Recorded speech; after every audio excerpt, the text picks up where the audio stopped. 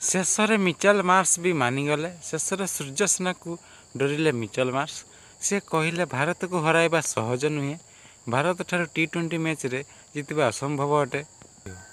ଭାରତ ମାଟି ହେଉ ବା ଅଷ୍ଟ୍ରେଲିଆ ମାଟି ହେଉ, T20 ଫର୍ମାଟ୍ରେ ଟିମ୍ ଇଣ୍ଡିଆକୁ ଜିତିବାକୁ ହେଲେ ବହୁତ କଷ୍ଟରେ ଜିତିବାକୁ ପଡ଼ିବ ଏବଂ ସହଜ ନୁହେଁ।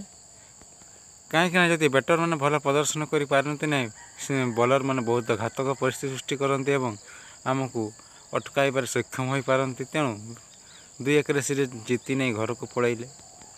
ତ ଫ୍ରେଣ୍ଡ, ସୂଚନା ମୁତାବକ ଭାରତ ଅଷ୍ଟ୍ରେଲିଆ ମାଟିରେ 5 ମ୍ୟାଚ୍ ବିଶିଷ୍ଟ T20 ସିରିଜ୍ ଖେଳିଥିଲା। ଏହାର ମଧ୍ୟରୁ ଭାରତ ତୃତୀୟ ଏବଂ ଚତୁର୍ଥ ମ୍ୟାଚ୍ ଜିତି 2-1 ଆଗୁଆ ରହିଥିଲା ଏବଂ ଦ୍ୱିତୀୟ ମୁକାବିଲାରେ T20ରେ ଅଷ୍ଟ୍ରେଲିଆ ଜିତିଥିଲା। ତେଣୁ ଭାରତ 2-1 ସିରିଜ୍ ଜିତି ଭାରତକୁ ଫେରିଛି ଏବଂ ଦେଖିବାକୁ ଗଲେ ସୂର୍ଯ୍ୟସେନା ଅଧିନାୟକରେ ଗୋଟିଏ ବି ସିରିଜ୍ ହାରିନାହିଁ ଏପର୍ଯ୍ୟନ୍ତ ଯାଏଁ ଏବଂ ଭାରତ ଲଗାତାର 19ତମ T20 ବିଜୟୀ ଦେଖିବାକୁ ଗଲେ ଏବଂ ସିରିଜ୍ ବିଜୟୀ। ତେବେ ଚାଲନ୍ତୁ ଜାଣିବା ସମ୍ପୂର୍ଣ୍ଣ ଖବର ବିଷୟରେ। ଭାରତ ଏବଂ ଅଷ୍ଟ୍ରେଲିଆ ମଧ୍ୟରେ 5 ମ୍ୟାଚ୍ ବିଶିଷ୍ଟ T20 ସିରିଜ୍ ଖେଳାଯାଇଥିଲା ଏବଂ ଦେଖିବାକୁ ଗଲେ ପଞ୍ଚମ T20 ମ୍ୟାଚ୍ରେ ବର୍ଷା ପାଇଁ ଖେଳ ବାତିଲ ହୋଇଥିଲା।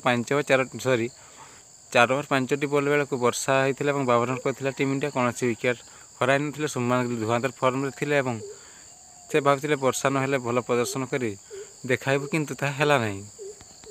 ସୁମାନ ଗିଲ୍ ମନେ ମନେ ଭାବୁଥିବେ ଯେତେବେଳେ ମୁଁ ଭଲ ପ୍ରଦର୍ଶନ କରି ଆସୁଛି ସେତେବେଳେ ବର୍ଷା ଆସି ଧୂଳିସାତ୍ କରିଦେଉଛି ଏବଂ ଦେଖିବାକୁ ଗଲେ ସେଇଟା ହିଁ ହେଲା। ଦେଖିବାକୁ ଗଲେ ଭାରତ ଜିତି ବହୁତ ଖୁସିରେ ଘରକୁ ଫେରିଲେ ଏବଂ ଅଷ୍ଟ୍ରେଲିଆ ମାଟିରେ ଯାଇ ଅଷ୍ଟ୍ରେଲିଆକୁ ମାଟିକୁ ମାଡ଼ି ଛାଡ଼ି ଆସିଲେ।